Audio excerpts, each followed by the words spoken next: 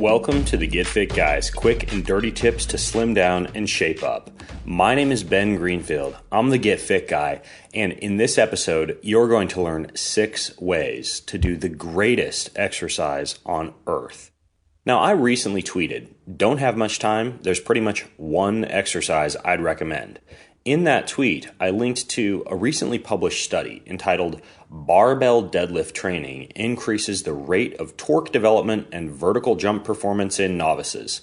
Now, I know that's a mouthful, but while torque development and vertical jump performance might seem like things that primarily occupy the realm of professional athletics, the study shows an extremely impressive increase of 20 to 50% in maximum torque, which basically means that the capability of the deadlift to increase your leg strength and your force production is absolutely unparalleled.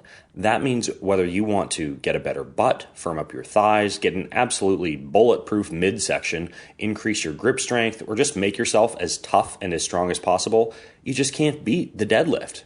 That's why I consider the deadlift to be quite possibly the greatest exercise on earth. Now, although the barbell deadlift, in which you just bend down and pick up a weight off the ground, is the conventional gold standard deadlift move, you may not necessarily have access to a barbell. You might also want some variations on the deadlift to keep things interesting, or you may want to hit your muscles from a few different angles. So, in this episode, you're going to get 6 variations of the deadlift. Okay, let's jump into the 6 ways to do the deadlift. The first is the trap bar deadlift, also known as the hex bar. The trap bar is this funky looking bar you might have seen at a gym or a sporting goods store. I'll put a picture of one in the show notes over at quickanddirtytips.com. Just go to the show notes for episode 220. It allows you to stand in between 2 sections of the bar and more evenly distribute the weight that you're lifting from the ground. It's good for beginner weightlifters because it allows you to deadlift with proper form. It also enables you to pick up the weight more safely if you have low back pain or low back weakness.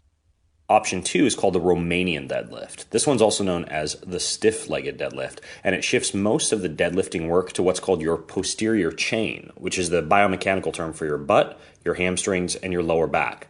This is really useful if you want to target your backside, get a stronger lower back, or have quadriceps that are significantly stronger or have a strength imbalance compared to your hamstrings. You'll often know this is the case if you have trouble filling out a pair of tight jeans. Now, to do a stiff-legged deadlift, just keep your knees bent to about 20 degrees at the bottom position of the deadlift. That means your back has to hinge way more than your knees. And it also means that if your low back or your hamstring mobility is limited, to reach the bar for a Romanian deadlift, you might need to lift the bar from a slightly raised surface, like a stack of boxes or step benches. Now, be sure not to round your back on this one, as it's a fast path to a back injury. And be sure to use good form. Again, over in the show notes, I'm going to show you some photos and videos of each one of these exercises. Now, the next one is the sumo deadlift. You ever seen a sumo wrestler drop down into a fighting position with their legs planted nice and wide? Well, the sumo deadlift is named after that position, and to do it, you face the bar or the weight that you're lifting with your legs wider than shoulder width apart and your toes pointed outwards.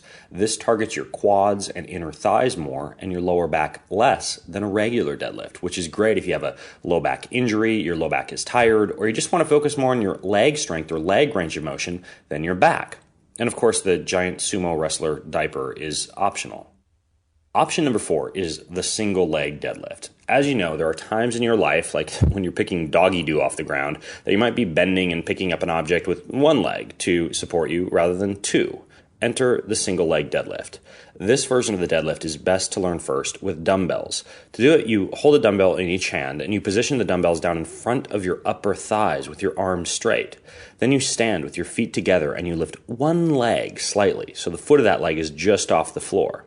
Now, next, you lower the dumbbells to the floor while raising that leg that's off the ground back behind you.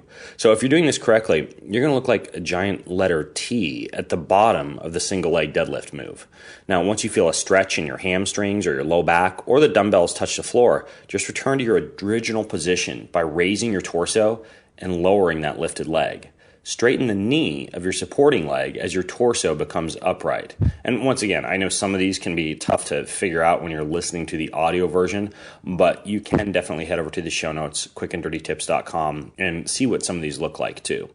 Now we've got two more. One is the burpee deadlift, which is the most cardiovascular version of these 6 variations. This move works well with either a barbell or dumbbells, and to do it, you begin in a standing position, you bend down, you grab the weight, you kick your legs up behind you, you kick your legs back up, and then you pick the weight up. Once you set the weight back down, you count that as 1 rep. It's basically a burpee with picking something up in the middle of it. Now, this is a really good exercise if you're preparing for a sport where you need to lift something heavy and be cardiovascularly gassed at the same time. Since this move will jack your heart rate up pretty high, use caution and implement a slightly lighter weight than you'd use with a conventional deadlift. Now, option number 6 is the sandbag deadlift. I introduced you in my strongman workouts episode, which I'll link to in the show notes, to the concept of using unconventional resistance training tools like oversized tires, kegs, and of course, sandbags. If you've ever tried to pick up an asymmetrical, unwieldy object such as a sandbag or a heavy, oddly shaped rock, or even a workout partner, then you know that you use all sorts of new muscles. You have a much more difficult time handling the weight, and you can often lift less than half of what you normally be able to lift with a barbell, dumbbell, or some other normally shaped weightlifting object. Because of this, the sandbag deadlift can be an amazing fitness move to have in your arsenal. To do it, just get a sandbag from the home improvement store or the gardening store, or purchase one from a website like Onnit, or make one yourself. To pick it up, you might need to get a bit lower than you'd get for a standard barbell deadlift, and you'll often need to use your hands, your forearms, and your elbows to scoop the bag off the ground, since it can often be tough to find a place to grip. If you want to make this one even more difficult, try hoisting the sandbag overhead after you've deadlifted it from the ground. So that's it. What do you think? Do you have questions about these exercises, or do you want to see more of them? Go to facebook.com/getfitguy and you can do just that. So facebook.com/getfitguy is where you can join the conversation. And until next time, I'm Ben Greenfield, the Get Fit Guy, asking you, what are you waiting for? Go get fit.